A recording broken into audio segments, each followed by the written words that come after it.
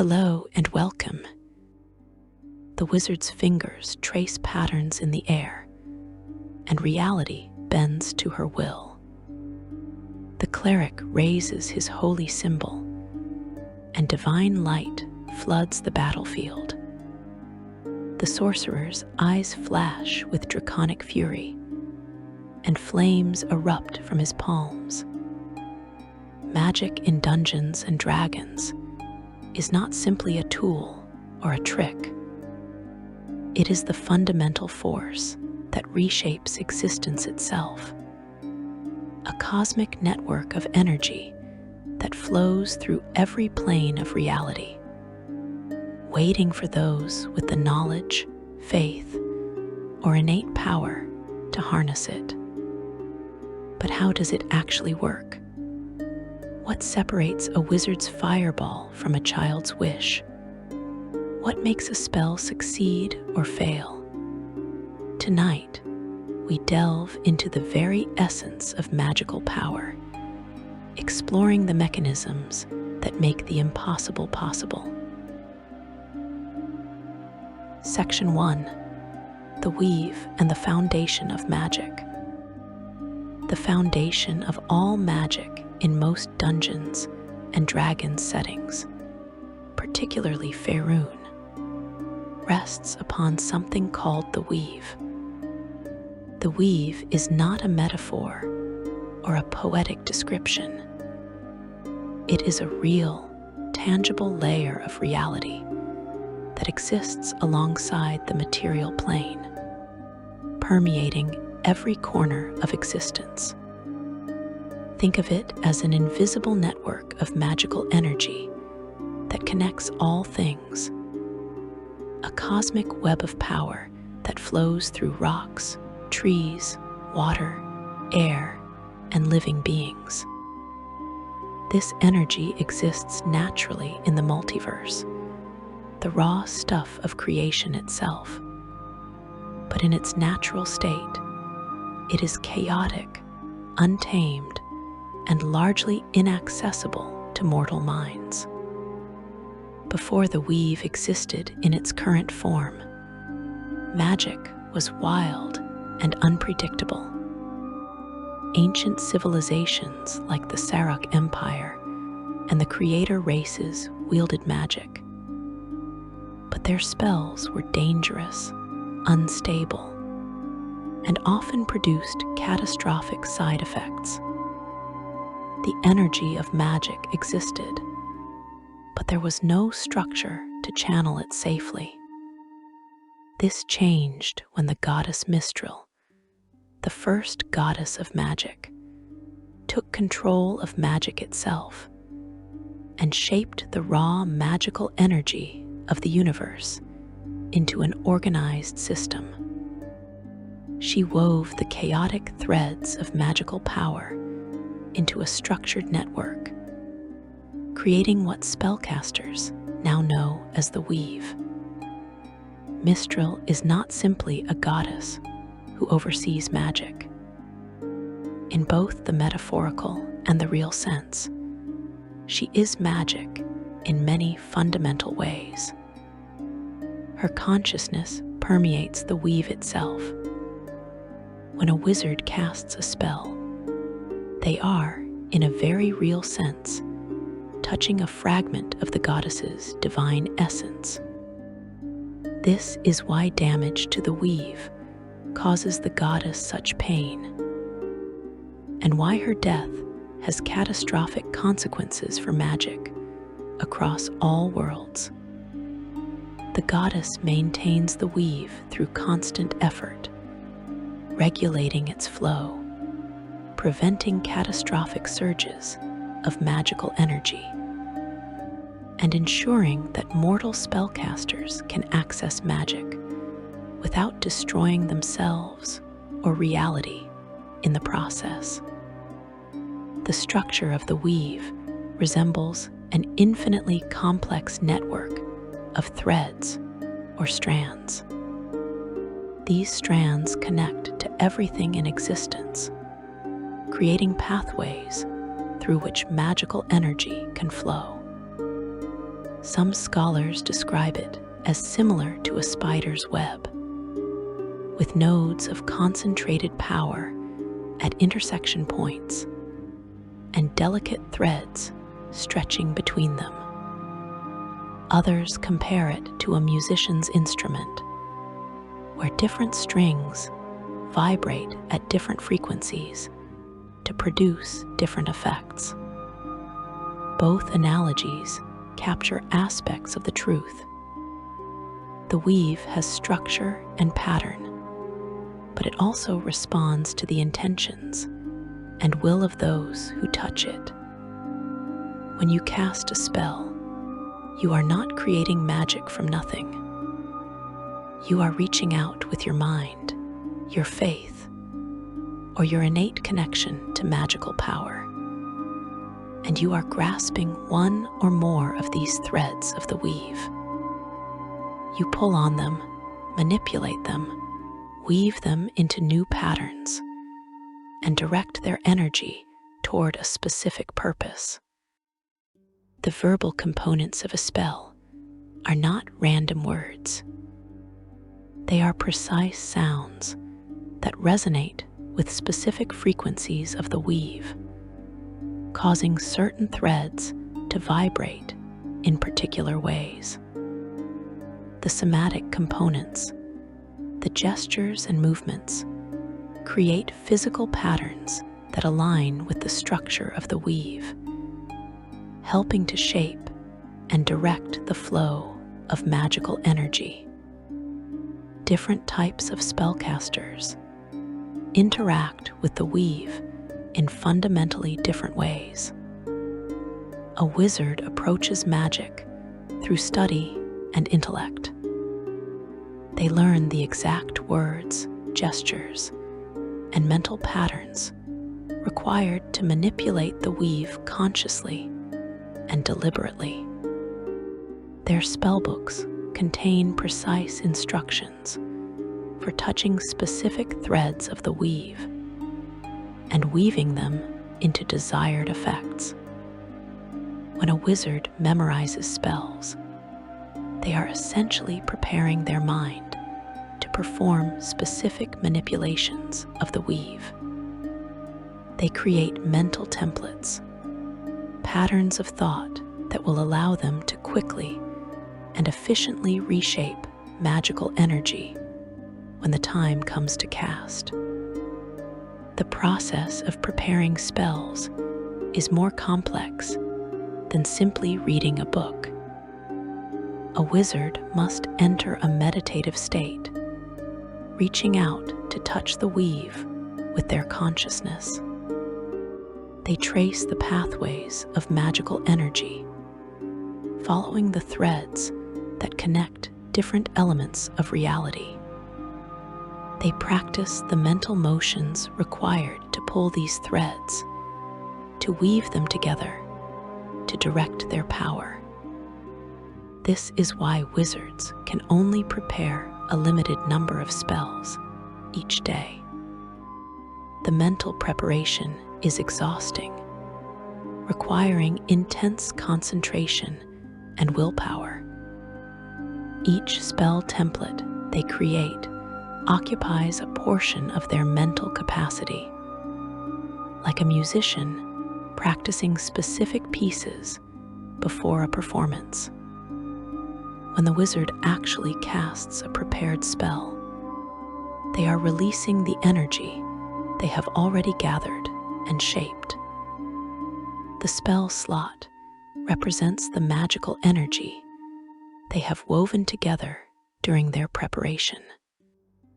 First-level spells require simple manipulations of the weave, pulling on just a few threads and creating basic patterns.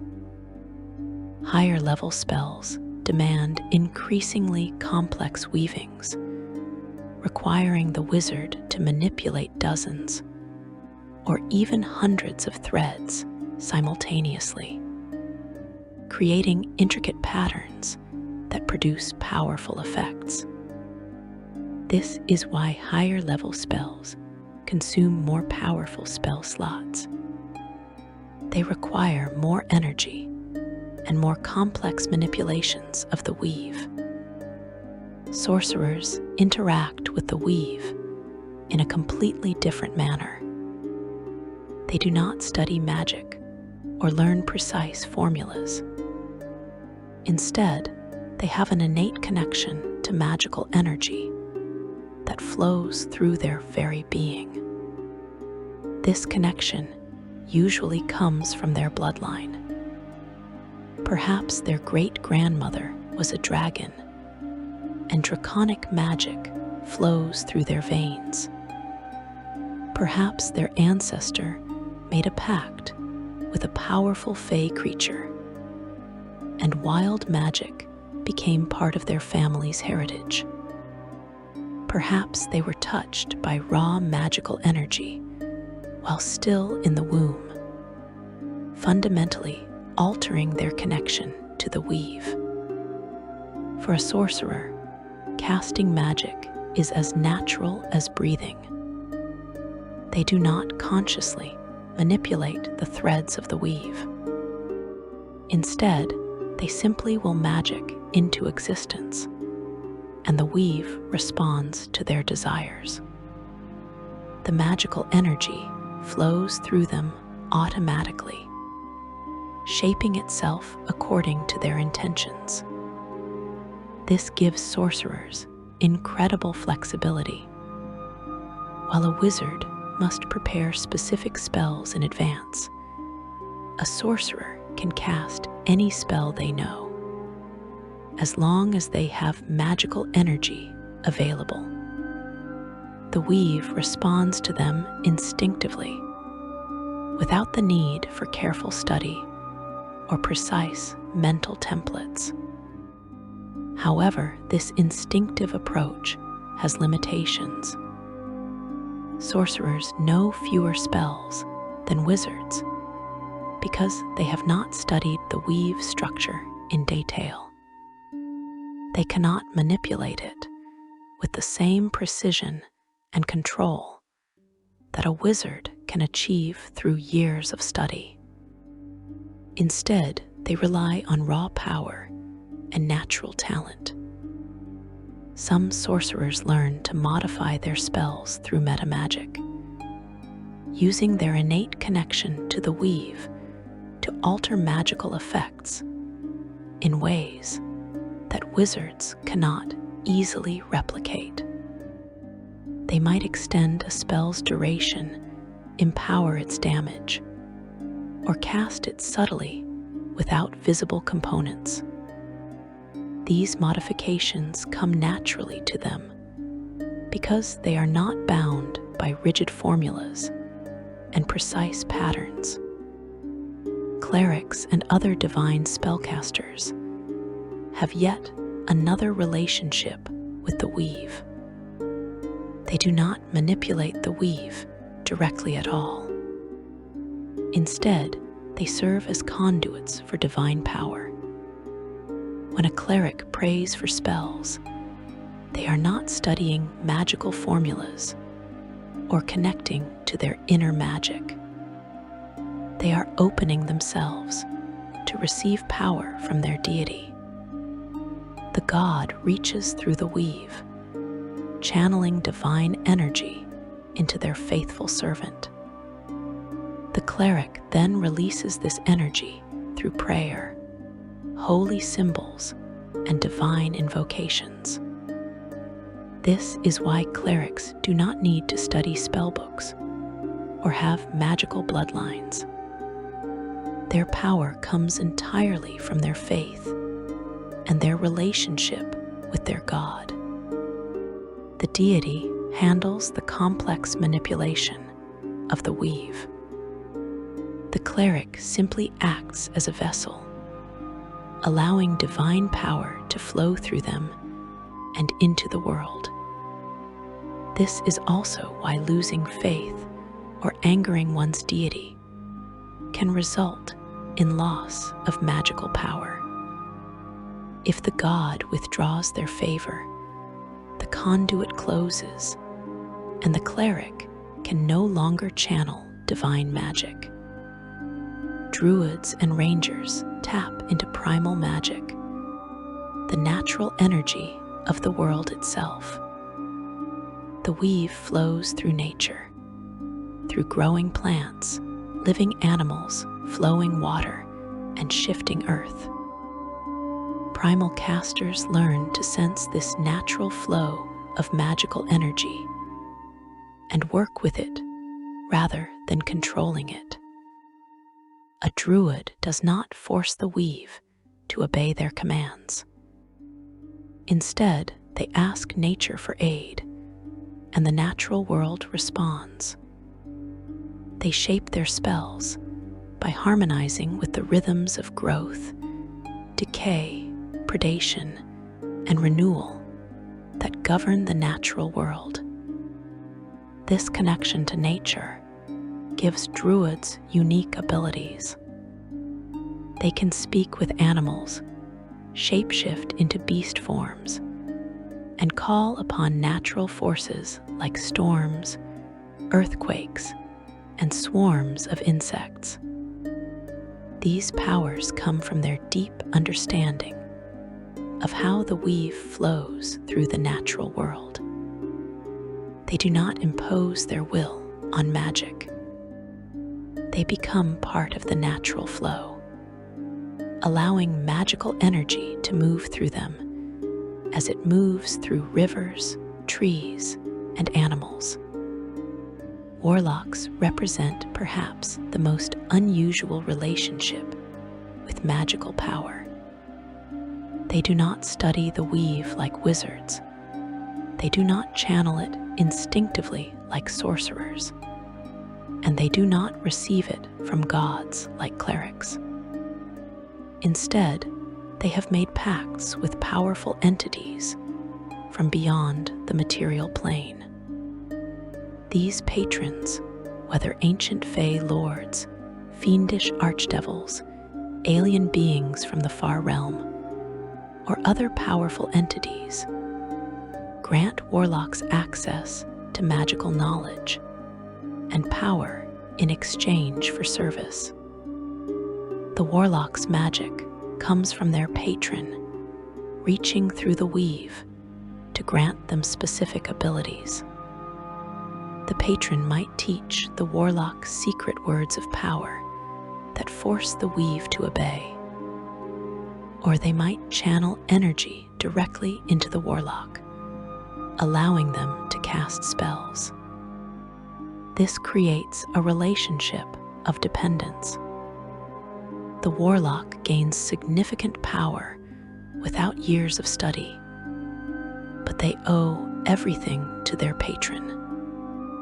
If they break their pact, they may lose their magical abilities entirely, or face even worse consequences. The weave itself exists in layers and currents. Surface magic, the kind most spellcasters use, flows through the upper layers of the weave, easily accessible but relatively limited in power.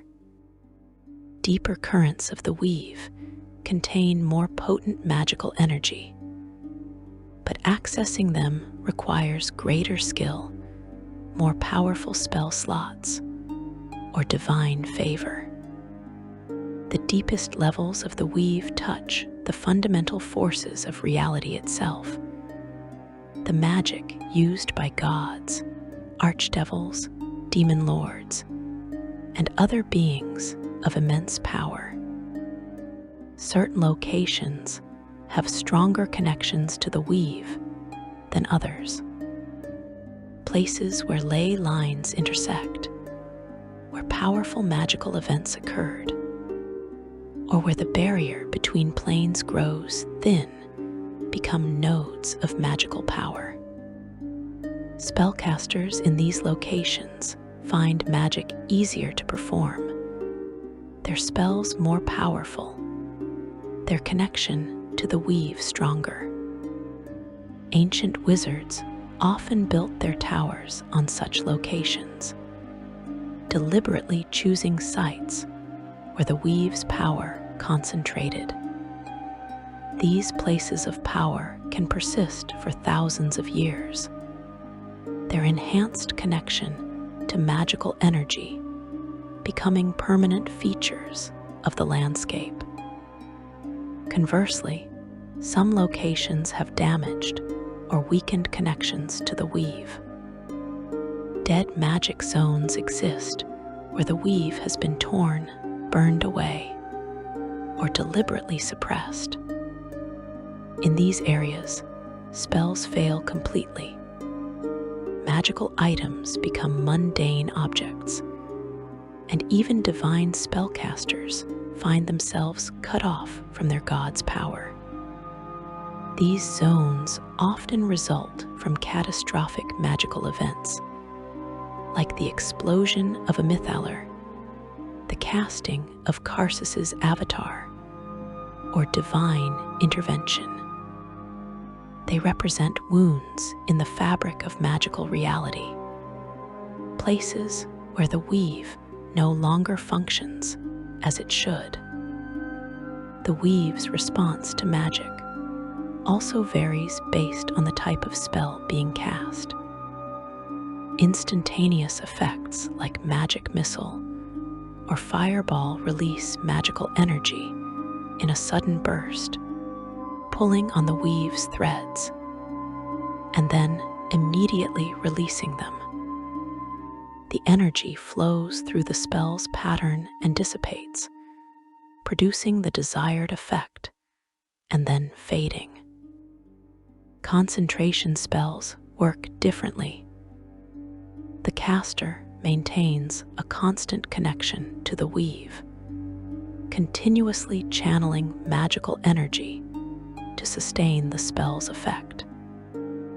This is why maintaining concentration requires mental effort, and why taking damage can break concentration. The caster must maintain their mental grip on the weave's threads, and physical pain or distraction can cause them to lose that grip. Permanent magical effects, like those created by powerful enchantments or magical items, involve weaving threads of the weave together so thoroughly that they maintain their pattern indefinitely.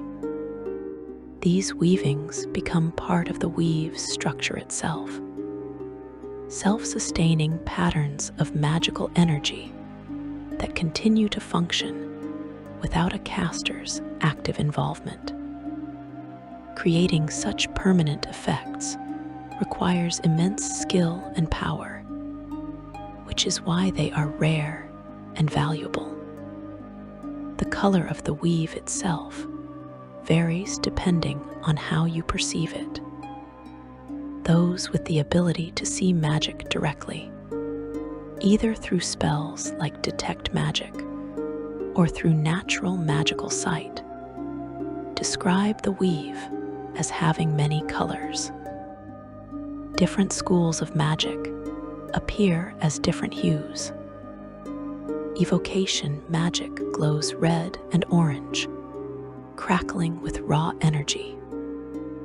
Necromancy appears as sickly greens and purples, the colors of death and decay.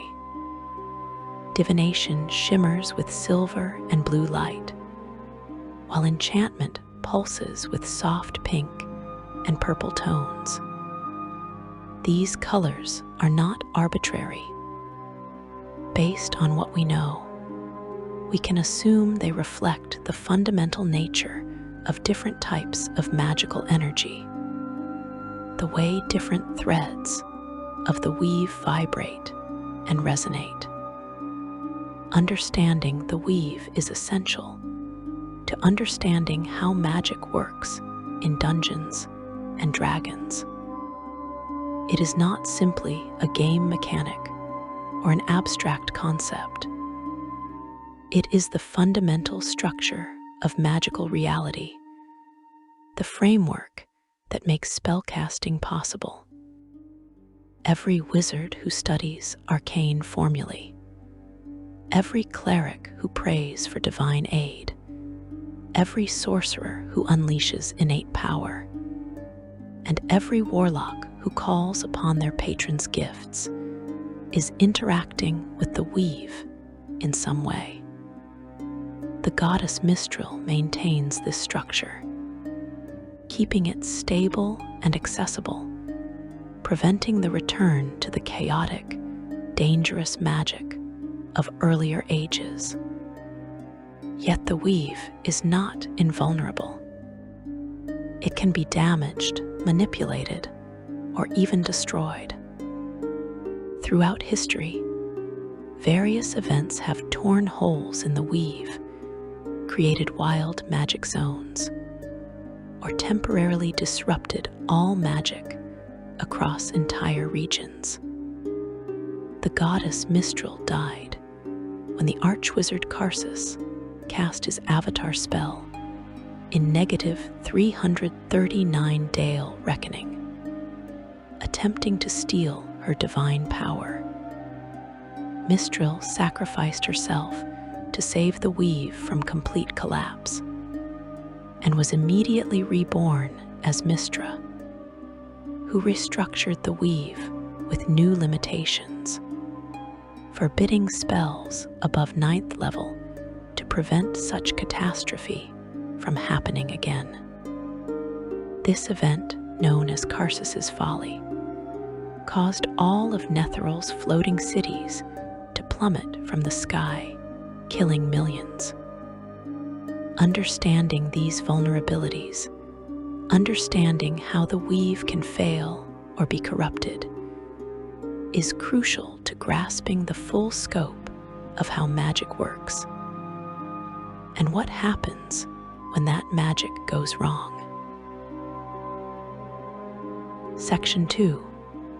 Schools of Magic and the Mechanics of Spellcasting. The threads of the weave respond differently depending on how you manipulate them, what patterns you create, and what purpose you have in mind. Over thousands of years, spellcasters have categorized these different manipulations into 8 distinct schools of magic. Each school represents a fundamental way of interacting with the weave, a different type of pattern that produces specific kinds of effects. These schools are abjuration, conjuration, divination, enchantment, evocation, illusion, necromancy, and transmutation. Based on what we know from how these spells function, we can assume these are not arbitrary divisions created by scholars, but rather reflect actual differences in how magical energy behaves when shaped in particular ways. Abjuration magic focuses on protection, warding, and negation. When you cast an abjuration spell, you are weaving threads of the weave into barriers and shields. These magical barriers can block physical attacks, deflect spells, protect against environmental hazards, or prevent certain creatures from entering specific areas. This could imply that the threads of abjuration magic are tightly woven, creating dense patterns that resist disruption. Think of them as magical walls, each thread reinforcing the others, creating a structure that can withstand tremendous force. The most basic abjuration spells create simple shields of force around their target. Mage armor, for instance, wraps the caster in a thin layer of protective energy that deflects weapons and claws. The spell does not create visible armor. Instead, based on how the spell functions, it appears to weave threads of the weave so close to the caster's body that they form an invisible barrier, a second skin of magical force that absorbs impacts before they reach flesh. More powerful abjuration spells, like Globe of Invulnerability, create much more complex patterns, weaving entire spheres of protective energy that can resist even high-level magical attacks. Abjuration magic also includes counterspelling and dispelling effects. When you cast Counterspell, you are not creating a barrier. Instead, you are reaching out to intercept another caster's manipulation of the weave. You grab the threads they are pulling, the patterns they are creating, and you forcibly unravel them before the spell can complete. This requires precise timing and a strong connection to the weave. You must sense the other caster's spell as it forms, recognize its pattern, and disrupt it before the magical energy releases. Dispel magic works similarly, but instead of disrupting a spell as it forms, you unravel the threads of an already completed magical effect, pulling apart the pattern until the spell collapses.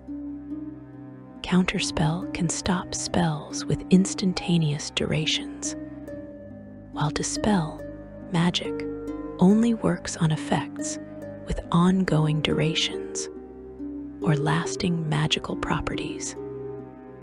Conjuration magic creates matter and energy, or it summons creatures and objects from other locations or planes of existence. When you cast a conjuration spell, you are using the weave to bridge distances or to manifest new matter into reality. Based on the powerful effects these spells produce, we can infer that they pull on deep currents of the weave, drawing energy from the elemental planes, the Feywild, the Shadowfell, or other sources, and channeling that energy into the material plane to create the desired effect.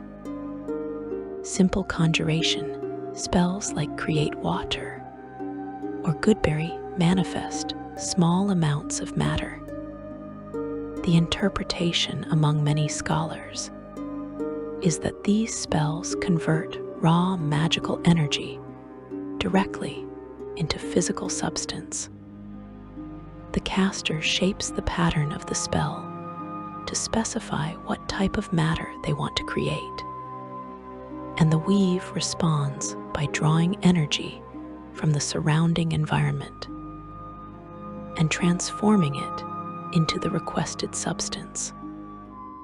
More complex conjuration spells like Summon Elemental or Conjure Animals create temporary portals through the weave, allowing creatures from other planes or distant locations to step through into the caster's presence. These summoning spells do not create the creatures from nothing. Instead, they establish a connection through the weave between the caster and a willing or magically compelled creature elsewhere in the multiverse.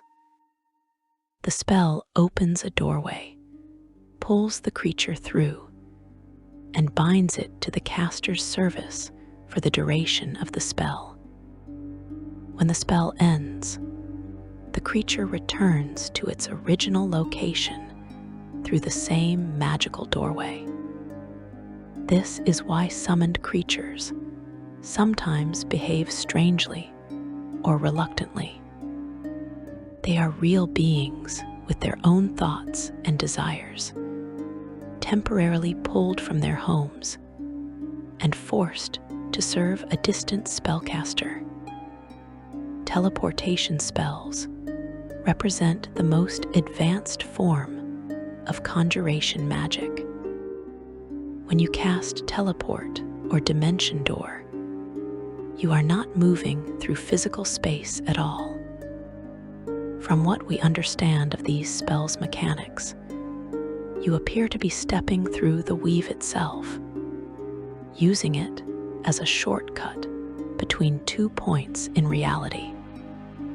The spell creates 2 openings in space, one at your current location and one at your destination, and you pass through the weave between them.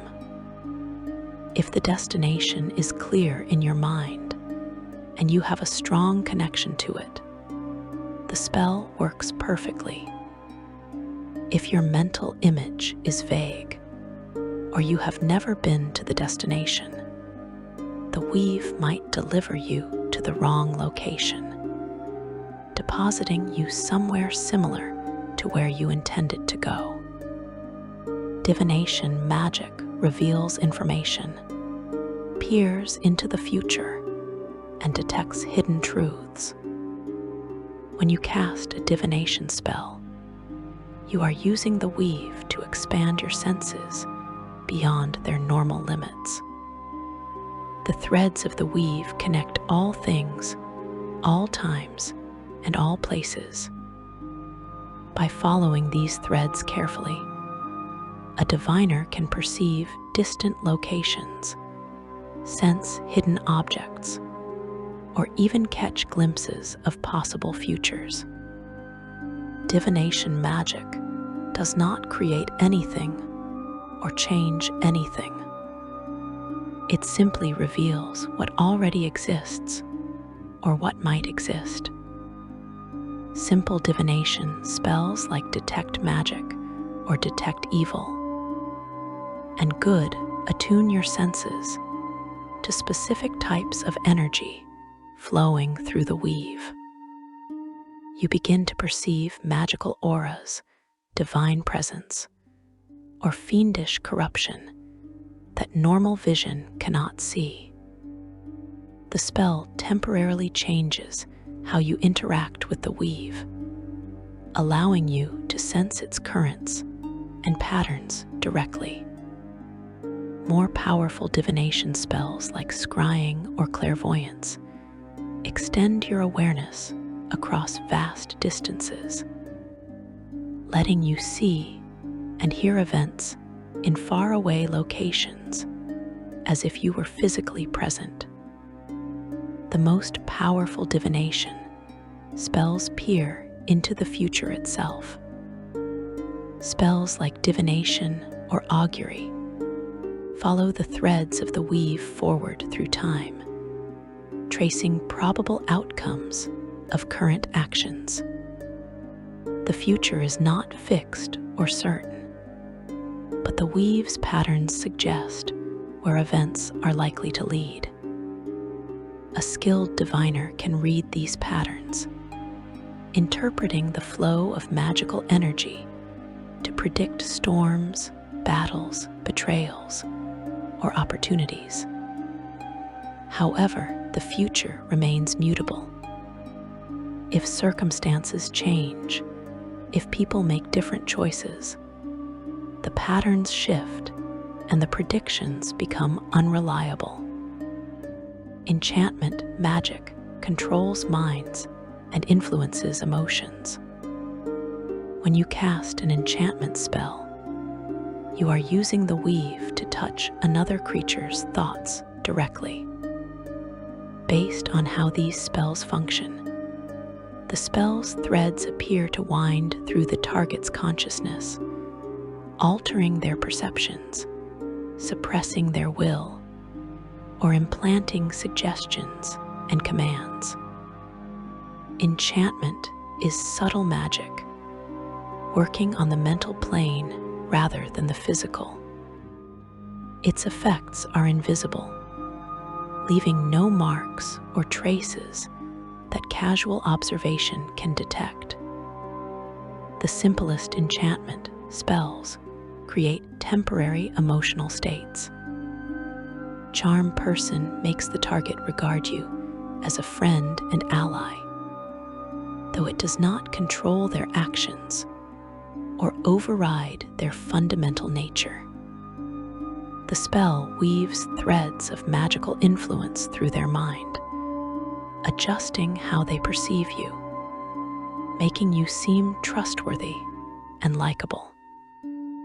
Friends causes a similar but more intense effect, forcing brief but powerful feelings of friendship that fade when the spell ends, often leaving the target angry at having been manipulated. More powerful enchantment spells exert direct control over their target's actions. Hold Person paralyzes the victim, locking their muscles and preventing movement. The spell does not physically bind them. Instead, it influences their mind to cease sending commands to their body. Dominate Person goes even further, allowing the caster to completely override the target's will and command their actions directly. The victim remains conscious and aware, but cannot resist the caster's commands. Their body obeys, while their mind screams in helpless frustration. Evocation magic creates and manipulates raw energy. When you cast an evocation spell, you are pulling massive amounts of power from the weave and releasing it in concentrated bursts of force, fire, cold, lightning, or other forms of energy. Evocation spells are the least subtle form of magic, producing dramatic and immediately visible effects. They are also among the most dangerous, both to the caster's enemies and potentially to the caster themselves if something goes wrong.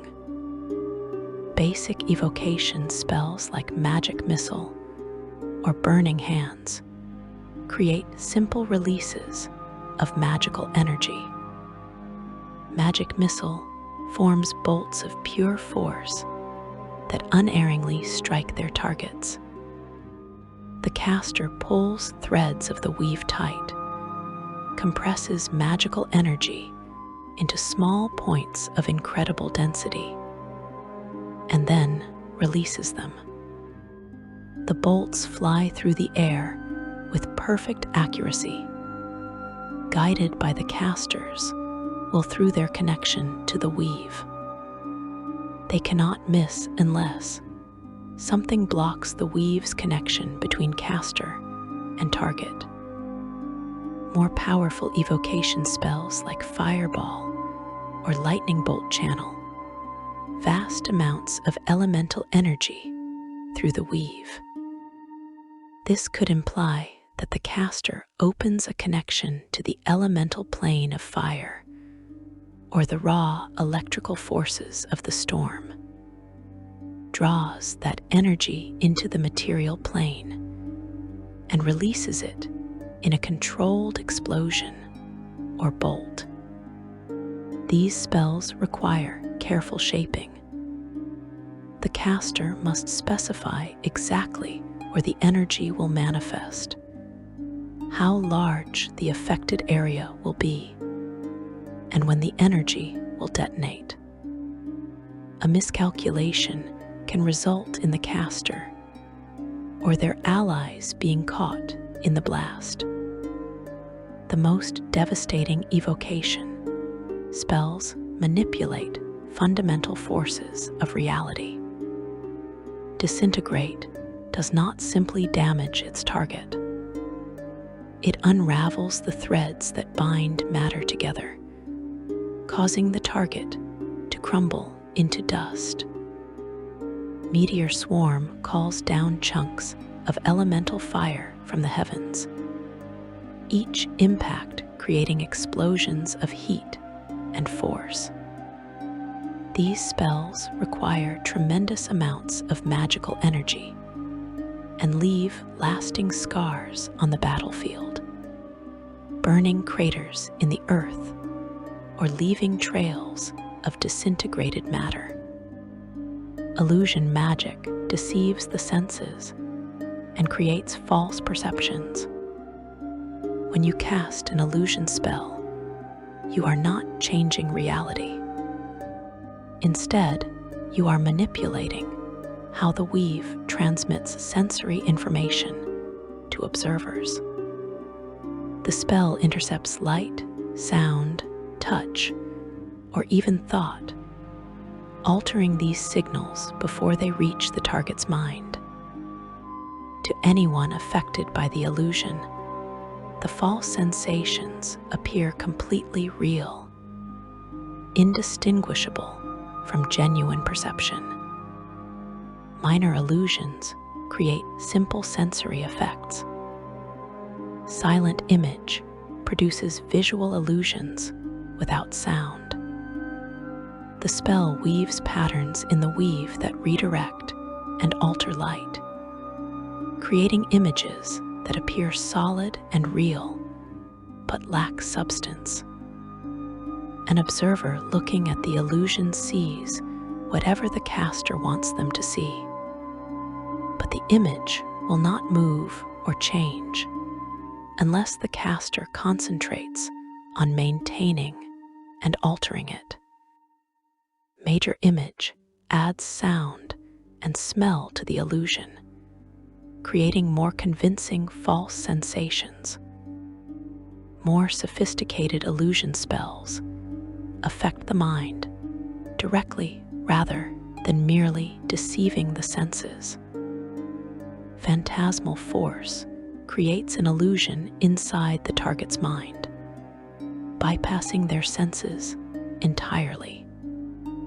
The victim perceives the illusory threat as completely real because it exists in their thoughts, not in external reality.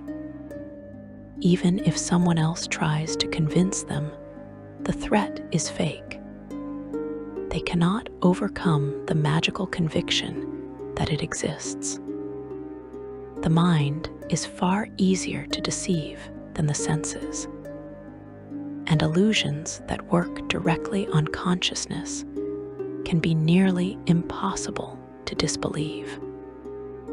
The most powerful illusion spells blur the line between false and real. Mirage Arcane creates illusions so detailed and convincing that they effectively change reality within the spell's area.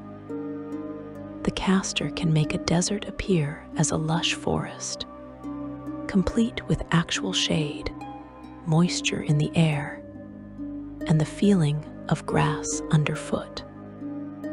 The illusion becomes so real that it functions as reality for all practical purposes.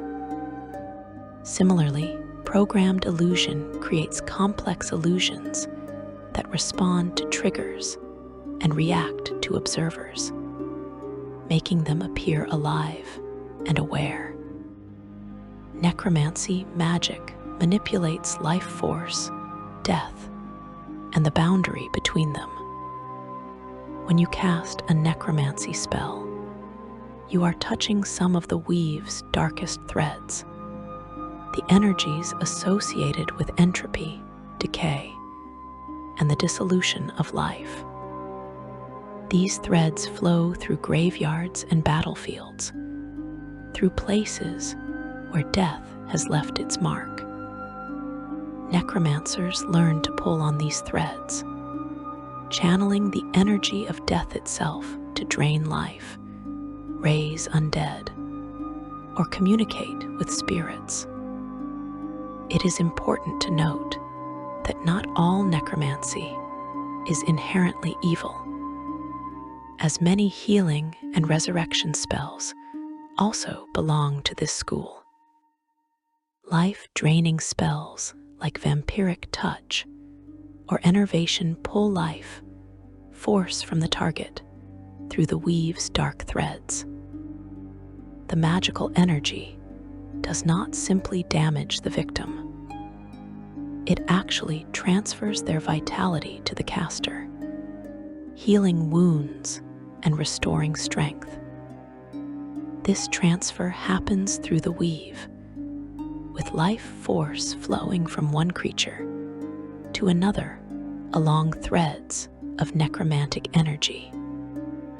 The victim feels their strength flowing out of them, an unsettling sensation of being drained and emptied. Reanimating the dead requires more complex manipulation of necromantic forces. Spells like Animate Dead or Create Undead do not restore life to corpses. Instead, they trap fragments of dark energy within dead flesh, creating a mockery of life that obeys the caster's commands. The animated corpse has no soul, no thoughts, no will of its own. It is simply meat and bone animated by necromantic power, moving only when commanded. More powerful necromancy can create more sophisticated undead, creatures with memories of their former lives and the ability to think and plan, though they remain fundamentally twisted by the energies that animate them. Transmutation magic alters the physical properties of creatures, objects, or environments. When you cast a transmutation spell, you are using the weave to rewrite the fundamental nature of matter. You change one substance into another, alter size and shape, or modify physical characteristics like strength, speed, or resilience. These spells require deep understanding of how matter functions at its most basic level, and they carry risks. Improperly cast transmutation magic can produce unpredictable mutations or unwanted side effects. Simple transmutation spells make minor alterations to objects. Mending repairs broken items by restoring damaged matter to its original configuration. The spell follows the threads of the weave to understand what the object looked like before it broke, then manipulates matter to return it to that state. Prestidigitation performs trivial transmutations, changing the color or temperature of small objects, cleaning dirt from clothing, or flavoring bland food. These minor alterations require little energy and leave no lasting changes once the spell ends. More complex transmutation spells drastically alter living creatures. Polymorph transforms the target into a completely different creature, restructuring their entire body from one form to another.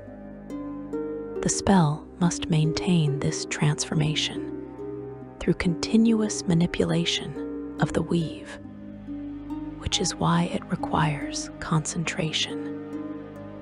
If the caster loses focus, the transformed creature reverts to its original form. True polymorph makes the transformation permanent, weaving the new form so thoroughly into the target's being that it becomes their true shape. The most powerful transmutation spells alter fundamental physical laws. Haste and slow change how time flows for their targets, speeding up or slowing down their movements relative to the rest of reality.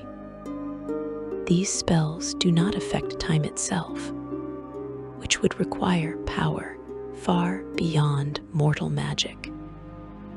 Instead, they alter how the target experiences and interacts with time's passage, allowing them to move and act faster or forcing them to move sluggishly, while the world rushes past at normal speed. The actual mechanics of spellcasting involve three types of components: verbal, somatic, and material.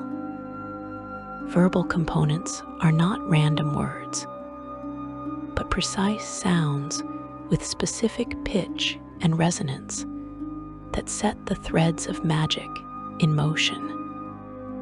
These must be spoken at conversational volume or louder, and cannot be whispered.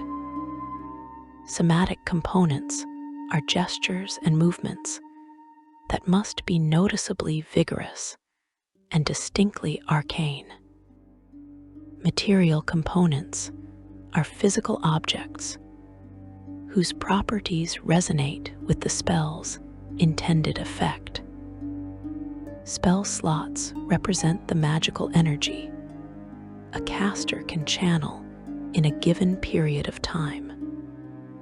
They are not physical objects, but rather a measurement of magical stamina.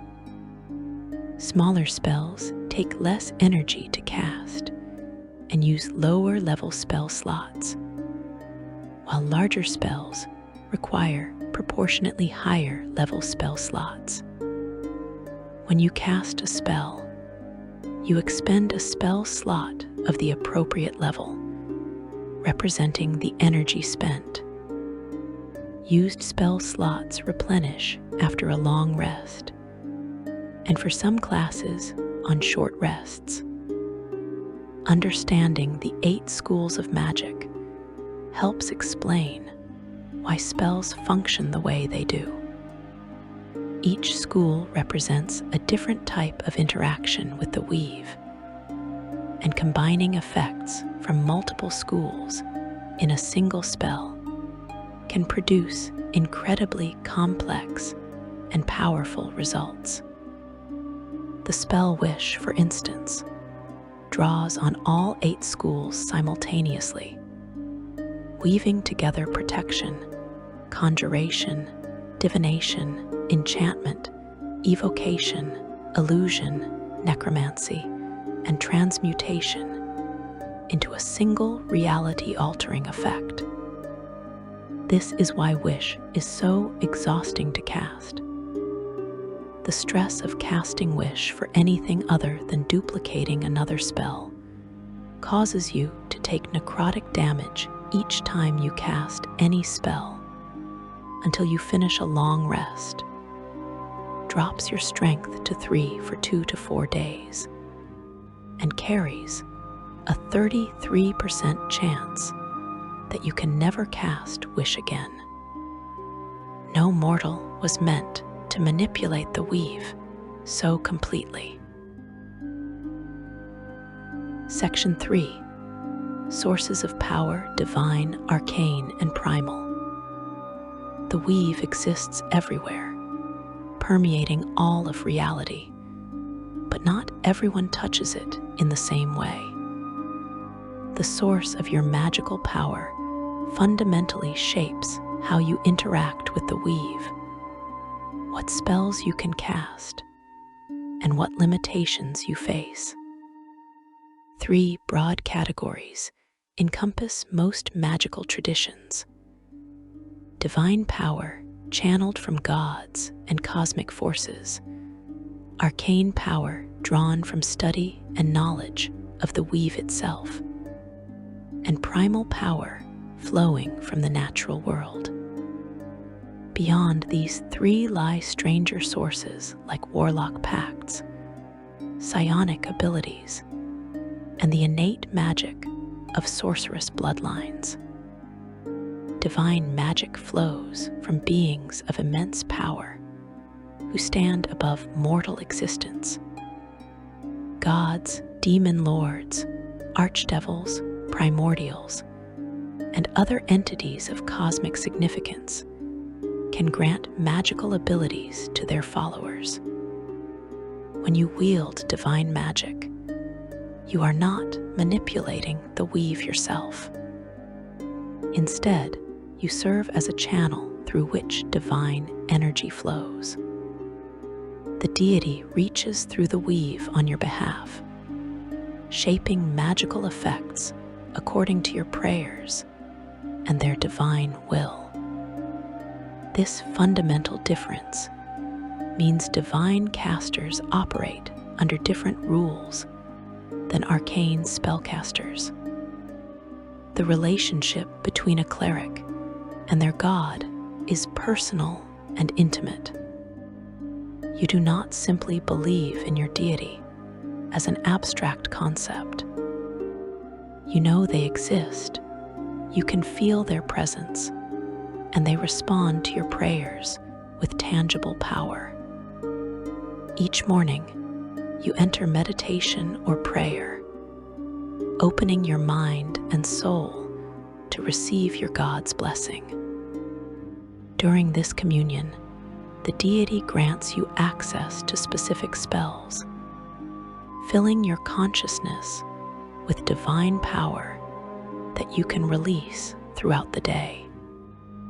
The spells you receive reflect your deity's nature and portfolio. A cleric of Lathander, god of dawn and renewal, receives healing magic and spells that create light. A cleric of Loviater, goddess of pain and suffering, receives spells that inflict agony and dominate the weak. Your god watches you constantly, aware of your actions, and judging whether you remain worthy of their power. If you violate your deity's tenets, commit acts they find abhorrent, or simply lose faith, the god can withdraw their blessing. You wake one morning to find your prayers answered with silence, your connection to divine power severed. Some gods are more forgiving than others. Timora, goddess of good fortune, might overlook minor transgressions from a faithful servant who sincerely repents. Bane, god of tyranny and domination, shows no mercy to followers who display weakness or failure. The actual mechanism of divine spellcasting involves the god manipulating the weave for you. When you cast Cure Wounds, you are not reshaping threads of healing energy yourself. Instead, you pray to your deity, and they reach through the weave to channel positive energy into your patient's body. When you cast Inflict Wounds, your dark god pours negative energy through you and into your victim. You feel this energy flowing through your body, using you as a conduit. Some clerics describe it as warmth spreading through their chest and arms. Others feel it as cold power that makes their fingers tingle, and their holy symbol pulse with divine presence. The holy symbol you carry serves as a focus point for divine energy. It is not magical in itself, but it represents your connection to your deity. When you present your holy symbol while casting a spell, you are symbolically opening a channel between yourself and your God, inviting divine power to flow through you. Different faiths use different symbols. Followers of Selune, goddess of the moon, carry silver crescent moons. Worshippers of Talos, god of storms and destruction, bear lightning bolts or storm clouds. These symbols must be consecrated, blessed through religious rituals that dedicate them to the deity's service. Paladins access divine magic through a slightly different mechanism.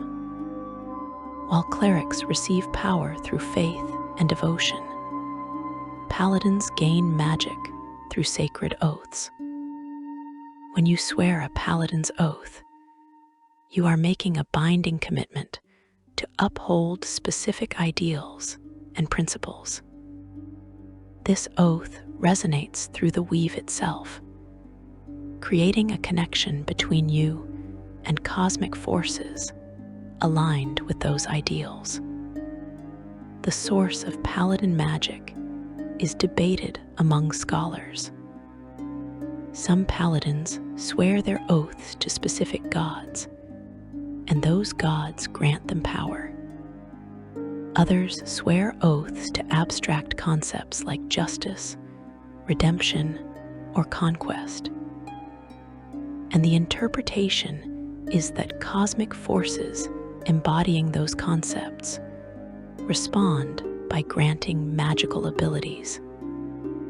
A paladin's magic is more limited than a cleric's, but it carries unique qualities. Your divine smite ability allows you to channel raw divine energy directly into your weapon strikes, causing devastating bursts of radiant damage. This power comes from the reservoir of divine energy that your oath maintains within you.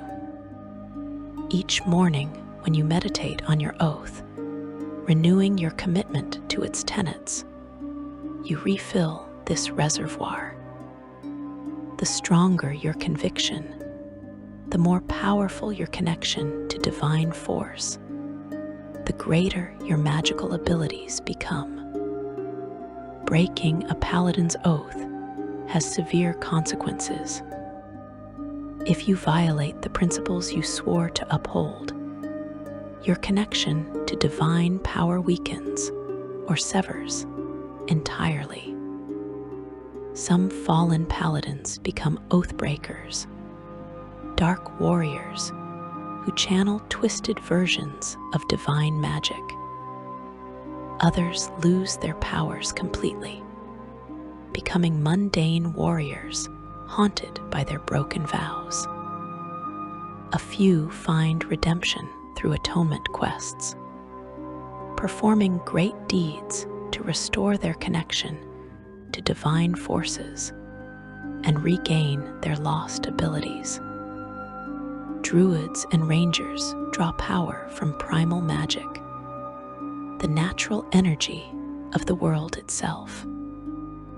This is not divine magic in the traditional sense, though some primal casters worship nature deities who embody natural forces. Instead, primal magic comes from the weave as it flows through living things, through the cycle of seasons, through the relationship between predator and prey, through growth and decay. When you cast a druid spell, you are harmonizing with these natural rhythms, asking the world itself to respond to your needs. The druidic tradition traces back thousands of years to the earliest mortal civilizations. Before wizards studied arcane formulae, and before gods granted divine power to clerics, druids learned to sense the flow of life energy through the natural world. Based on what we know of druidic practices, they appear to have noticed patterns in how magic moved through forests and rivers, how it concentrated in ancient groves and sacred stones, how animals and plants channeled it instinctively. These proto-druids learned to work with this natural magic, rather than trying to control it through formulae and rigid structures. When you prepare druid spells, you do not study books or pray to distant gods. Instead, you enter a meditative state where you open your awareness to the natural world around you. You feel the life force flowing through soil and roots. Sense the predatory hunger of wolves on the hunt. Taste the coming storm in the air's moisture. The spells you prepare are not memorized patterns, but agreements you make with nature itself. You ask the forest for aid, and it responds by making certain magical effects available to you. If you want to cast Entangle, you ask the plants to grant you the ability to command their growth. If you want to cast Call Lightning, you request permission to command the storm's fury. This relationship with nature gives druids unique versatility. Unlike clerics whose spell lists are determined by their deity's nature, druids can prepare any spell from their entire spell list each day. Nature contains multitudes, encompassing gentle healing rain and violent thunderstorms, nurturing growth and ruthless predation, peaceful coexistence, and brutal territorial conflict. All these aspects of nature are available to you, and you can choose which to emphasize based on your current needs. Druidic shapeshifting represents the ultimate expression of primal magic. When you use wild shape to transform into an animal, you are not casting a spell in the traditional sense. Starting at second level, you can use your action to magically assume the shape of a beast that you have seen before, usable twice before requiring rest. This could imply you are dissolving the boundaries between yourself and the natural world, allowing your form to flow into a new shape as easily as water takes the shape of its container. You become the bear or the wolf or the eagle, not just physically, but mentally and spiritually. Your consciousness merges with the animal's instincts while still retaining your intelligence and purpose. This transformation requires no verbal or somatic components, no material components or spell slots. It is simply a natural ability that comes from your deep connection to primal magic. Rangers access a more limited form of primal magic, focused primarily on survival and hunting. Your spells help you track prey, move unseen through wilderness, communicate with animals, and survive in harsh environments. You do not transform into animals or command the weather like druids do. Instead, your magic enhances your natural skills as a hunter and guide. You cast Hunter's Mark to magically tag your prey, creating a connection through the weave that lets you sense their location and strike them more effectively. You cast Pass without trace to move through nature without disturbing it, leaving no tracks and making no sound. The ranger's magic comes from living in and understanding wild places.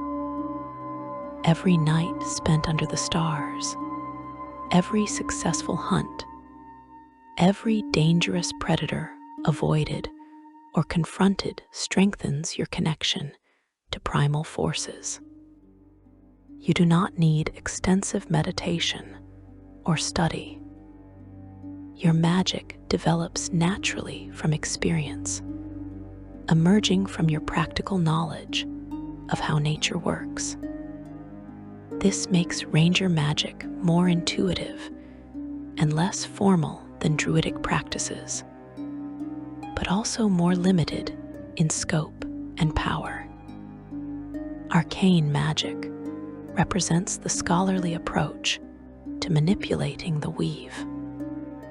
When you study arcane magic, you are learning the mathematical and linguistic rules that govern how magical energy behaves. Wizards spend years mastering these rules, memorizing formulae, practicing precise gestures, and experimenting with different combinations of components to achieve desired effects. Arcane magic is reproducible and teachable. If you follow the correct procedures, perform the right gestures, and speak the proper words, the spell will work regardless of your faith, your relationship with nature, or your bloodline. The origins of arcane magic lie in mortal attempts to understand and codify how the weave functions. Ancient civilizations observed that certain sounds caused specific magical effects, that particular gestures shaped energy in predictable ways, that combining rare materials in specific patterns produced consistent results. Over millennia, these observations became formalized into the arcane tradition. Wizards created written languages specifically designed to describe magical effects with perfect precision. They developed systems of notation for recording spells, allowing knowledge to be preserved and shared across generations. Your spellbook is the culmination of this tradition. Each spell recorded in your book represents decades or centuries of research by countless wizards, refined and perfected, until the formula achieves maximum efficiency and reliability. When you copy a new spell into your spellbook, you are not simply transcribing words. You are studying how that spell manipulates the weave, understanding the theory behind each component, and translating the spell into your personal notation system that helps you memorize and cast it. The process of learning arcane magic is intellectually demanding. You must master multiple languages, including magical languages like Draconic that resonate with the weave more effectively than common speech. You study mathematics to understand the geometric patterns that shape magical energy. You learn about the material plane's physical laws and how magic can bend or break them. You memorize countless correspondences, the symbolic relationships between objects, colors, sounds, and concepts that determine what material components work for which spells. When you prepare spells each morning, you are essentially programming your mind to perform complex mental operations. Each prepared spell is a mental construct, a pattern of thoughts and memories arranged in precise order. When the time comes to cast, you trigger this pre-prepared mental pattern, releasing the energy you have already gathered and shaped. This is why wizards have such flexibility in choosing which spells to prepare. Unlike divine casters who receive whatever their god grants them, you can prepare any spell in your spellbook. Your limitation is mental capacity, not external factors. you can only maintain so many prepared spell patterns in your mind simultaneously. Casting a wizard spell requires executing your prepared mental pattern with perfect accuracy. You speak the verbal components, ancient words of power that cause specific threads of the weave to vibrate. You perform the somatic components, gestures that create physical patterns aligned with the spell structure. You provide the material components if required, objects whose physical properties resonate with the spell's intended effect. If you make any mistake, if you mispronounce a word or fumble a gesture, the spell fails. The mental pattern collapses, the gathered energy dissipates, and you must start over. Advanced wizards learn to modify spells through metamagic techniques and spell research. You might discover how to cast a spell silently by replacing verbal components with more complex somatic movements. You might learn to extend a spell's duration by adding extra material components that stabilize the magical pattern. The most accomplished wizards create entirely new spells, developing novel ways to manipulate the weave that no one has discovered before.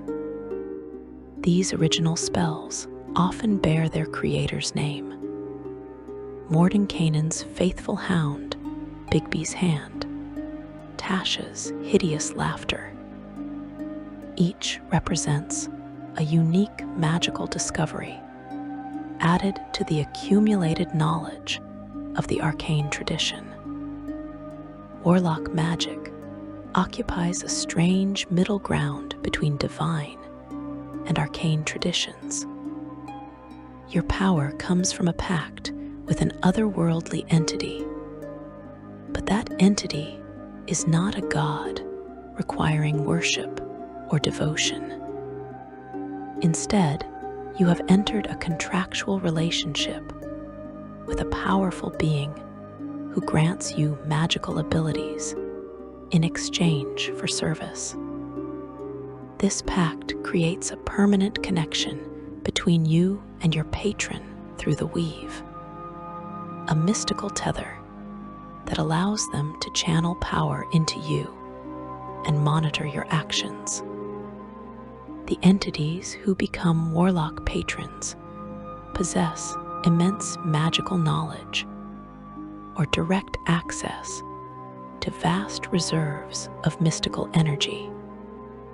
An archfey like Titania or Oberon commands the wild magic of the Feywild, the realm of dreams and natural wonder. They can grant you access to enchantment and illusion magic that reflects their fey nature. A fiend like the Archdevil Zariel or the Demon Lord Grazd offers power born from the 9 hells, or the Abyss, dark magic fueled by infernal bargains and demonic corruption. A great old one from the far realm provides eldritch knowledge that mortal minds were never meant to comprehend. Magic that defies the normal rules of reality. Your patron does not manipulate the weave for you the way a god does for a cleric. Instead, the most common interpretation is that they teach you secrets or connect you to a source of power, granting you knowledge that allows you to manipulate the weave in ways unavailable to normal wizards. The Eldritch Blast cantrip, signature ability of warlocks, channels pure magical force through techniques your patron revealed to you. Each invocation you learn represents a secret your patron has shared, a trick for manipulating the weave that most arcane scholars never discover. Some of these secrets bend the normal rules of magic, allowing you to cast certain spells at will without consuming spell slots, or to perceive things that normally require divination magic. The pact itself is binding and difficult to break. Your patron has invested part of their power in you, or connected you to a magical source, creating the connection that grants your abilities. An important aspect of warlock pacts is that the patron typically cannot revoke the magic already given. The patron might prevent the warlock from gaining new levels or learning new abilities, but the magic already granted remains. However, patrons have other forms of influence and can make a warlock's life extremely difficult if betrayed. A few manage to transfer their pact to a different patron, but this requires finding another powerful entity willing to assume the contract and accept you into their service. Sorcerers represent pure innate magic, power that flows through your blood and bones without conscious effort. Your connection to the weave is fundamental and instinctive, woven into your very being.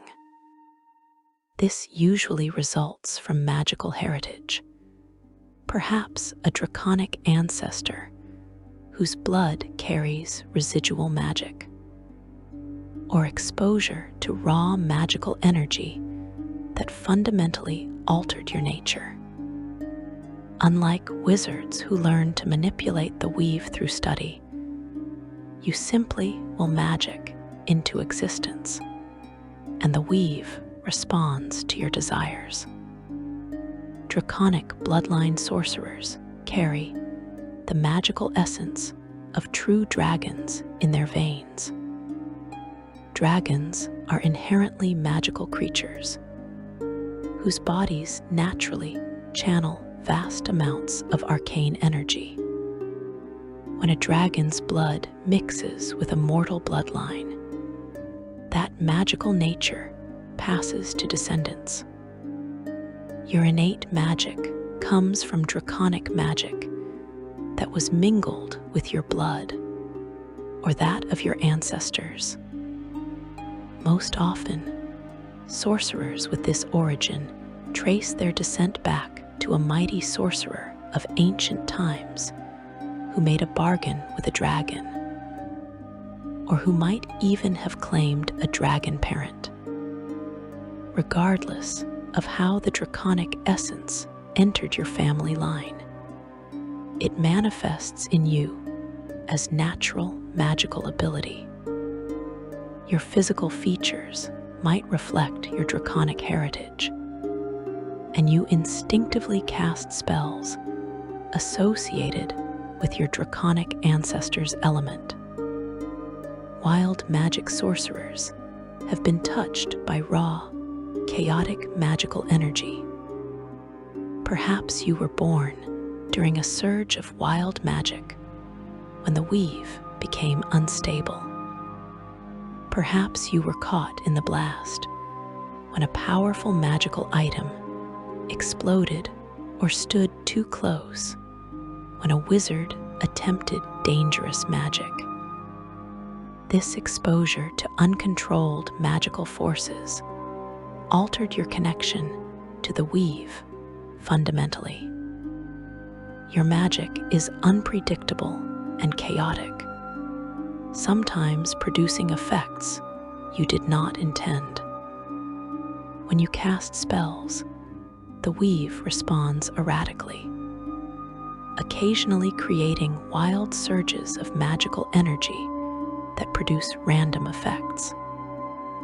You might accidentally turn yourself invisible, summon a unicorn, or teleport randomly.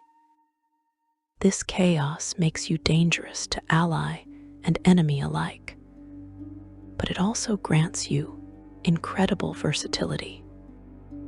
Shadow magic sorcerers draw power from the Shadowfell, the dark echo of the material plane, where shadows are substantial and light grows weak. Perhaps you were born in the Shadowfell or spent formative years there. Perhaps you died and were revived through shadow magic that left permanent marks on your soul. This connection to shadow grants you power over darkness, illusion, and death. Your magic often manifests visibly as tendrils of shadow or patches of darkness that seem to drink in surrounding light. You can blend into shadows, becoming nearly invisible in dim light. Your spells often carry visual elements of shadow and darkness, even spells not normally associated with such effects. Psionic power represents a fundamentally different approach to magic that does not rely on the weave in the traditional way. When you manifest psionic abilities, you are using the power of your mind to directly alter reality. You do not pull on threads of the weave or channel divine energy in the conventional sense. Instead, you focus your willpower and mental energy to achieve supernatural effects through pure thought. This makes psionics unique among magical traditions. Anti-magic fields that suppress normal spellcasting may have different effects on psionic abilities because psionics function through different mechanisms. The origins of psionics remain mysterious. Some scholars believe psionic abilities represent an evolutionary development, the next step in mortal mental evolution. Others claim psionics come from alien entities like mind flayers, who evolved or developed the abilities in realms far removed from the material plane's normal magical laws. Mind flayers are known to possess powerful psionic abilities, manifesting as psions with significant mental powers. Regardless of origin, psionics manifest in certain individuals as extraordinary mental capabilities. Telepathy, telekinesis, precognition, and reality manipulation through thought alone. Psionic abilities require intense mental discipline and training. Unlike sorcerous magic that emerges spontaneously or divine magic granted by external forces, you must develop your psionic potential through meditation and practice. You learn to quiet your surface thoughts, accessing deeper levels of consciousness where raw mental power resides. You train your mind to focus with laser precision, channeling mental energy toward specific effects. This training resembles wizard study in its rigor and dedication. But the actual practice focuses on internal development rather than external knowledge. When you use psionic abilities, you are expending mental energy rather than traditional magical power. This manifests as psi points or similar mechanics in game terms, representing your mental stamina and focus. Unlike spell slots that represent pre-prepared magical patterns, psi points offer greater flexibility. You can manifest different psionic effects spontaneously, adjusting their power level based on how many points you invest. This flexibility makes psionics incredibly versatile, but also mentally exhausting. Overusing psionic abilities can leave you mentally drained, unable to focus or think clearly until you rest and recover your mental stamina. Understanding these different sources of magical power helps explain why different casters excel at different things. Divine magic grants unparalleled healing and protective abilities, but may limit your spell selection based on your deity's nature. Arcane magic offers maximum versatility and the ability to create permanent magical effects, but requires extensive study and preparation. Primal magic provides deep connection to nature and unique shape-shifting abilities, but ties your power to natural forces.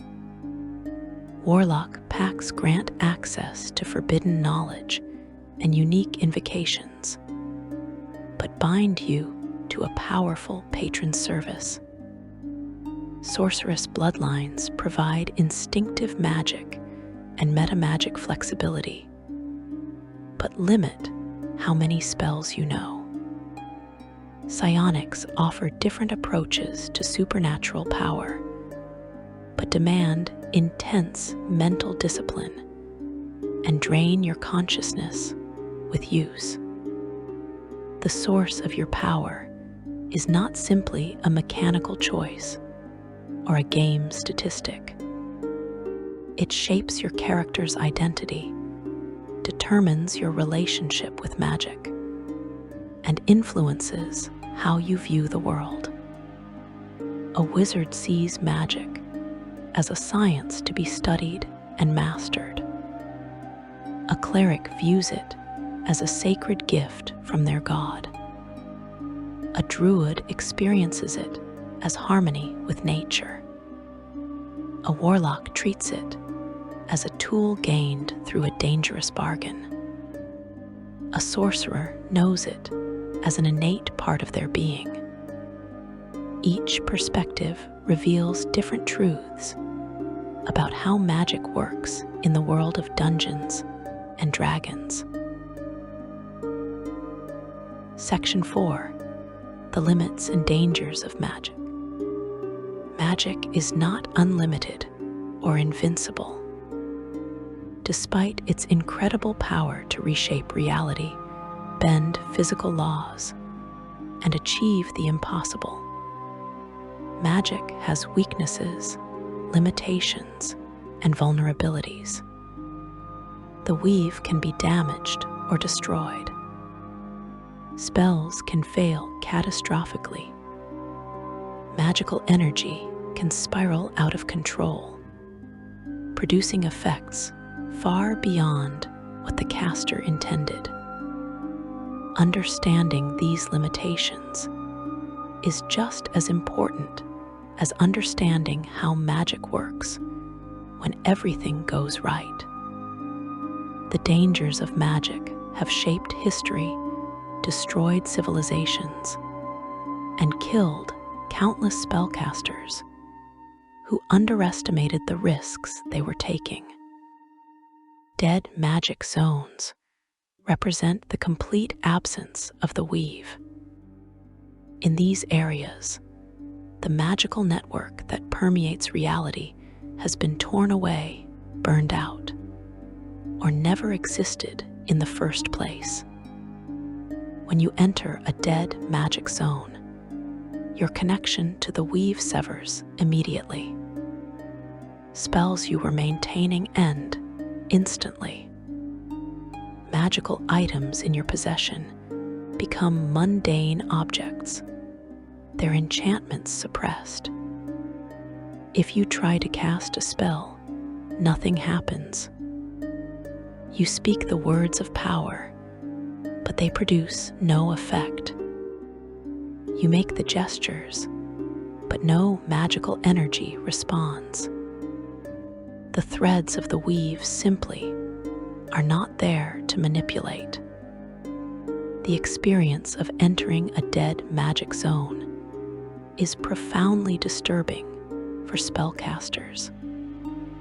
Weave users are attuned to the weave, and they feel uneasy and uncomfortable in dead magic zones.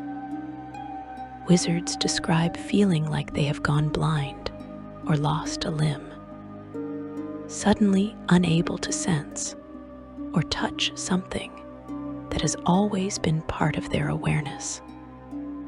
Sorcerers feel hollow and empty, their innate magic suppressed and locked away. Clerics find themselves cut off from their gods, prayers echoing into silence. A dead magic zone functions in most respects as an anti-magic field spell. Interestingly, shadow weave users are not attuned to the regular weave and experience no such unusual sensations in regions of dead magic, as dead magic zones do not impede shadow weave magic. Dead magic zones often persist in places where extreme concentrations of magical power were abruptly scattered or destroyed. This could include the vicinity of a shattered mythal, at the spot where an artifact was broken, or at the scene of a god's death. When the floating cities of Netheril fell during the casting of Karsus's avatar, many crash sites became dead magic zones. The magical energies involved were so immense, the damage to the weave so severe, that it could not regenerate in those locations. Some areas remained dead magic zones for thousands of years. A few persist even in the current era, permanent scars on the fabric of magical reality. Many regions of dead magic were created during the time of troubles in 1358 Dale Reckoning, and have since faded or retreated.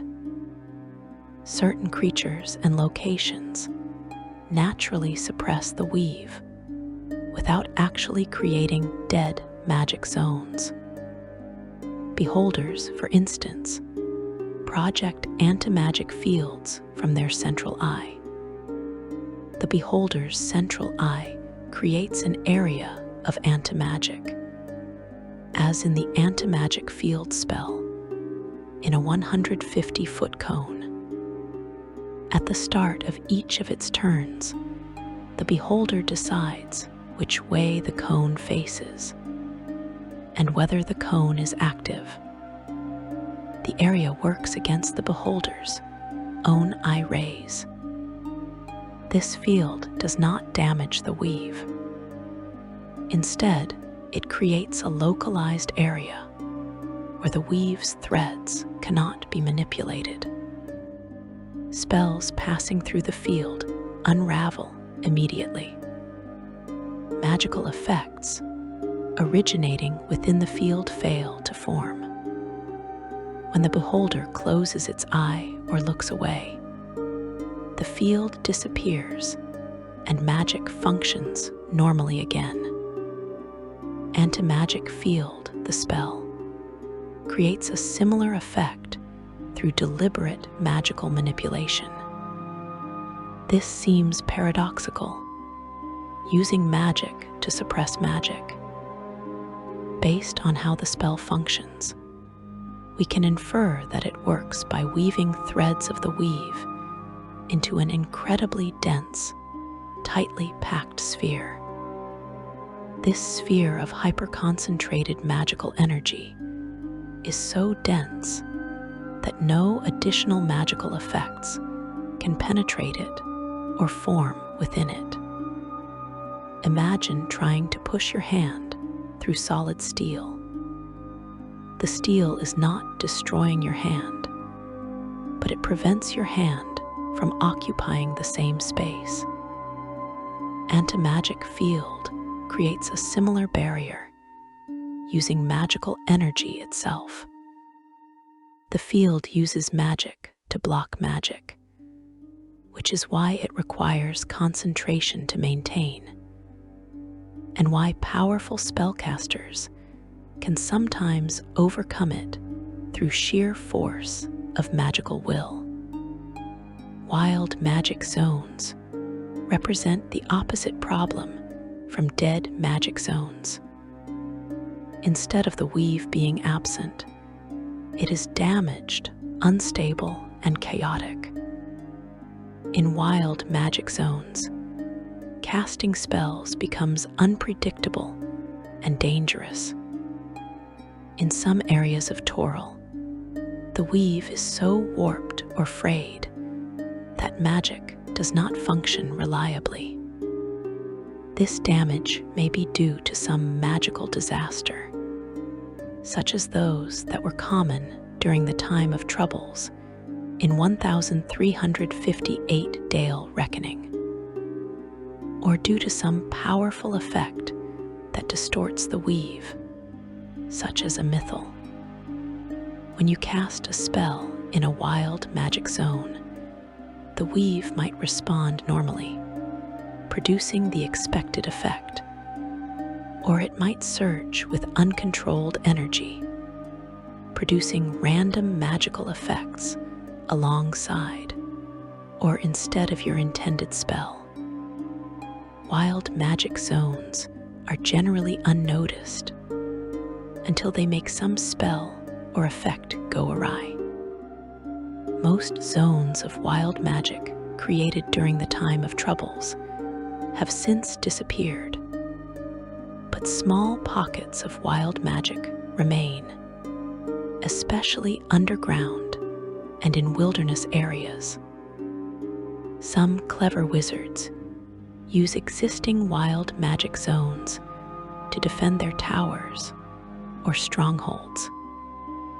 With careful study, they chart the boundaries of the wild magic effect, and then use this information to best advantage when fighting on their home ground against enemy spellcasters. An area dispel use of dispel magic cast into a wild magic zone causes magic in the area covered by the spell to function normally for 1 to 4 minutes. A wish or miracle spell permanently repairs all wild magic zones in a 30-foot radius area. Spell plague represents one of the most devastating examples of widespread magical catastrophe in recorded history. In the year of Blue Fire, 1385 Dale Reckoning, with the support and assistance of Shar, Cyric infiltrated Tuiomerheart and brutally murdered Mistra. This caused the collapse of the weave, the reshaping of the planes, and the cataclysmic event known as the Spell Plague. The Spell Plague struck realm space and even the planes themselves on the 29th of Tarsak in the year of Blue Fire. With Mistra's death, the weave convulsed, and blue flames enveloped the realms and surrounding planes. Without Mistra's consciousness maintaining its structure, the weave began to unravel. Massive tears opened in the fabric of magical reality. Wild magic surged across continents. dead magic zones appeared randomly. Spellcasters went mad as their connection to the weave fluctuated wildly or severed completely. The spell plague continued for a decade, leading to the Wailing Years, during which arcane magic ceased to function, and the planet of Toril was transformed. Entire nations were displaced or exchanged with realms from other worlds, and parts of the earth were torn free to float in the air. Thousands of practitioners of the art were driven mad or killed, while the face of Faerun was reshaped by waves and veils of mystic blue fire. Shar, who had planned to seize control of the weave for herself, found that it collapsed so completely that she lost not only the weave, but her own shadow weave, leaving her with neither. Even after a new Mistra arose to repair the damage, scars remained. Plaguelands covered with blue fire persisted in many locations. Magical creatures mutated by uncontrolled energy roamed the wilderness. Spellcasters who survived the initial catastrophe sometimes found their abilities permanently altered. Their connection to the weave fundamentally changed. Misused magic creates dangers beyond simple spell failure or wild magic surges. Certain types of magic carry inherent risks that affect both caster and victim. Necromancy, for instance, involves channeling the energy of death and decay. In Forgotten Realms, necromancy requires energy from the negative plane, an inherently destructive and entropic force, which cannot be dismissed like things normally summoned through conjuration magic. Every time you cast a necromancy spell that draws on negative energy, you are pulling on dark threads of the weave associated with entropy and dissolution. This could imply that such practice leaves marks on your soul, subtle corruptions that accumulate over time. Necromancy is considered a corrupting magic that corrupts the user towards evil even if intentions were good. It can also prevent a soul from proceeding to its proper afterlife, and it empowers beings of the lower planes. Necromancers who extensively practice their art often develop a deathly pallor, their skin growing cold, and their eyes taking on a corpse-like appearance. Enchantment magic poses different ethical dangers. When you cast spells that control minds or manipulate emotions, you are violating another being's autonomy and free will. Many cultures view this as deeply immoral, equivalent to slavery or worse. The victim's body moves, but their will is suppressed. They watch themselves obey commands they desperately want to resist, helpless prisoners in their own flesh. With enchantment, we know these factors.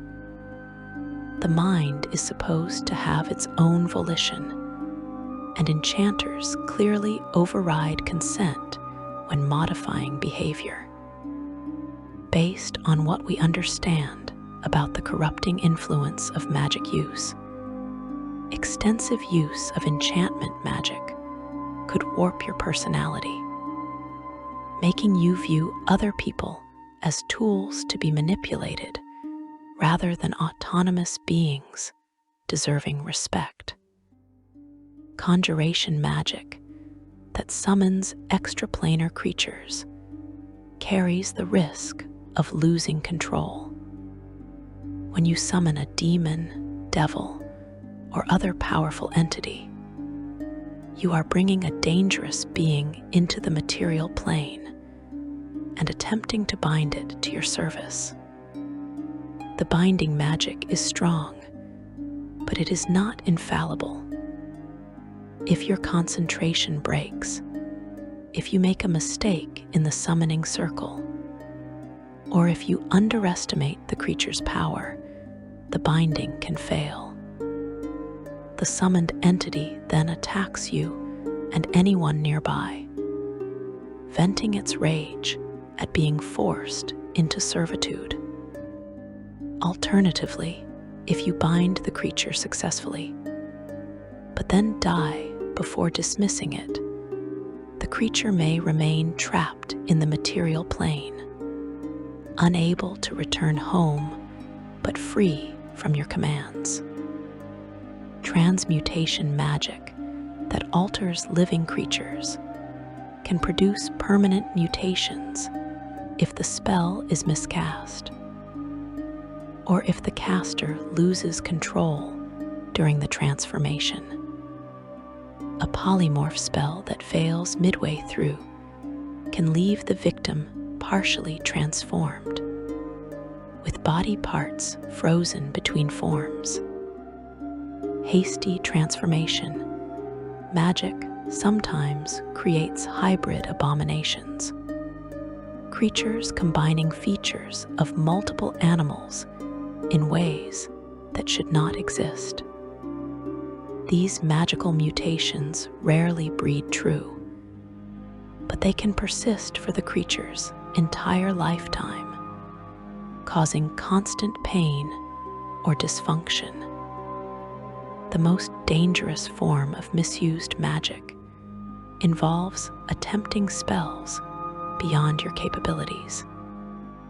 When you cast a spell using a spell slot higher than you can normally access, either through magical items, scrolls, or stolen power, you risk catastrophic failure. The magical energy involved exceeds what your body and mind can safely channel. The weave's threads slip through your mental grasp. Energy that should flow in controlled patterns instead explodes chaotically. You might burn out your own magical abilities permanently, rendering yourself unable to cast spells ever again. You might suffer physical damage as raw magical energy tears through your body. In extreme cases, you might tear open a portal to another plane, summon entities you cannot control, or simply explode in a blast of uncontrolled magical force. Karsus's avatar, the spell that destroyed Netheril, represents the ultimate example of magic misused. The Archwizard Karsus created a 12th level spell that would allow him to steal the divine power of a god. He successfully cast it in negative 339 Dale reckoning, momentarily becoming the god of magic himself. But mortal minds cannot comprehend or control divine power. Karsus could not maintain the weave's structure the way Mistral did. For several minutes, magic across all of Faerun failed completely as the weave collapsed. Every flying city of Netheril fell from the sky. Millions died. The weave itself nearly unraveled completely. Mistral sacrificed herself to protect the weave and cut the magic flow off, which effectively reset the weave and all magic. she was immediately reborn as Mistra, who restructured the weave with new limitations. Following Karsus's folly, Mistra banned arcanists from accessing 10th level and higher magic. Mistra's ban limited spellcasting to spells of a maximum of 9th level, with some special epic spells being more powerful than that.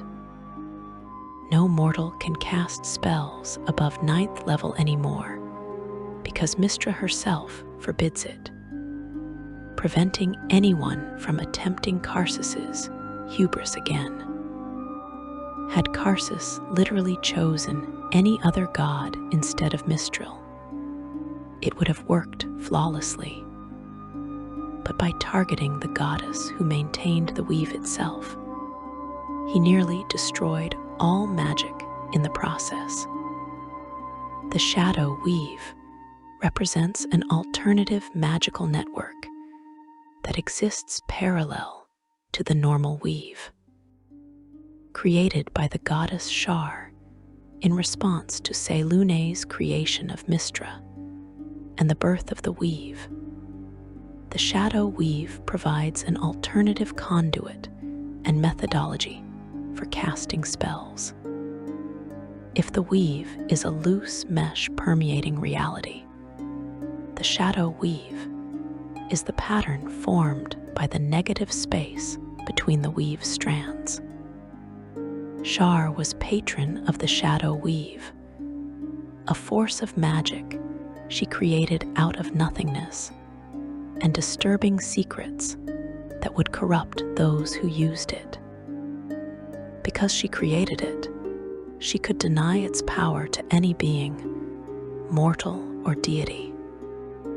Spells cast using the shadow weave often appear darker and colder than normal magic, manifesting with visual effects of shadow and gloom. Shadow weave magic can function in areas where the normal weave is damaged or suppressed, making it valuable in dead magic zones. Shadow weave users are not attuned to the regular weave and experience no unusual sensations in regions of dead magic, as the shadow weave does not impede their magic. However, the shadow weave comes with significant drawbacks.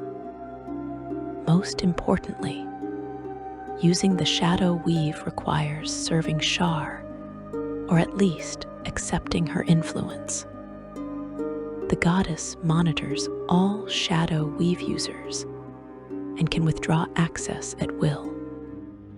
During the spell plague when Mistra died, Shar lost both the regular weave and her own shadow weave. Counterspelling represents one of the most effective ways to stop dangerous magic. When you cast Counterspell, you are not destroying magical energy. Instead, you are disrupting another spellcaster's manipulation of the weave before they can complete their spell. This requires split-second timing and precise understanding of what spell they are casting. You must recognize the threads they are pulling, the pattern they are creating, and then forcibly unravel it before the magical energy releases. Successfully countering a spell feels like snatching something from someone's hands, just as they are about to throw it. The magical energy they gathered dissipates harmlessly, and their spell never completes. More powerful spells are harder to counter because they involve more complex patterns and greater amounts of energy. When someone attempts to cast a high-level spell, countering it requires either a very powerful counterspell or exceptional skill and luck. Some spells resist countering entirely because they complete so quickly that there is no time to interrupt them. Others use obscure magical techniques that make their patterns difficult to recognize and unravel. The most skilled spellcasters can cast spells subtly, hiding their verbal and somatic components, making it nearly impossible for enemies to realize a spell is being cast until it takes effect. Dispelling existing magical effects works differently from counterspelling. When you cast Dispel magic, you are not interrupting a spell as it forms. Instead, you are unraveling threads of the weave that have already been woven into a stable pattern. This requires understanding the spell's structure well enough to find weak points where you can begin pulling threads. Simple spells unravel easily. Complex enchantments resist dispelling. Their threads woven so tightly that separating them requires significant magical power. Permanent magical effects are nearly impossible to dispel without extremely powerful magic, because their patterns have become self-sustaining, integrated into the weave's structure itself. The limits of magic extend beyond technical failures and dangerous side effects. Certain things simply cannot be accomplished through magic, no matter how powerful the spell or how skilled the caster. True resurrection of someone who died naturally of old age becomes increasingly difficult and eventually impossible as the soul's connection to the material plane weakens. Altering the past through magic is effectively impossible because time itself resists magical manipulation in ways that space does not. Creating life from nothing, truly conscious and ensouled life rather than golems or animated corpses, remains beyond mortal magic's capabilities. Even the gods cannot easily create souls, which appear to arise from sources deeper than divine power. Magic also cannot overcome certain fundamental laws without reality warping consequences. You cannot create energy from nothing. All magic draws power from somewhere, whether the weave, divine sources, or other planes of existence. You cannot achieve perpetual motion or infinite loops of magical energy. Spells that attempt to create self-sustaining cycles inevitably break down as the energy involved dissipates or transforms. You cannot make contradictory things true simultaneously. A door cannot be both open and closed. A person cannot be both alive and dead. Magic that attempts to create such paradoxes either fails or produces bizarre results as reality struggles to accommodate the contradiction. The study of magic's limits forms an entire branch of magical scholarship. Theoreticians explore the boundaries of what magic can accomplish, testing the weave's structure to understand its capabilities and weaknesses. Some research aims to overcome existing limitations, finding new ways to manipulate the weave that accomplish things previously thought impossible. Other research focuses on understanding why certain limitations exist, whether they are fundamental properties of the weave itself or restrictions imposed by Mistra and other powerful beings. Magic in Dungeons and Dragons is vast, complex, and dangerous. It offers incredible power to those who master its use, but it demands respect and caution. The weave permeates all reality, making magic possible. But the weave can be damaged or destroyed. Spells reshape the world, but they can fail catastrophically or produce unintended effects. Different sources of power grant different abilities and impose different limitations. The 8 schools of magic provide frameworks for understanding how spells manipulate reality. And beneath it all runs the constant awareness that magic is not safe, not predictable, and not unlimited. Every spellcaster walks a narrow path between power and disaster. You learn to manipulate forces that can destroy cities or create life. You touch energies that gods themselves struggle to control. You reshape reality according to your will, but reality pushes back, and the weave remembers every manipulation. Understanding how magic works, truly understanding it from the weave's fundamental structure through spell mechanics to the dangers of misuse, is what separates competent spellcasters from those who destroy themselves, and others through ignorance or hubris.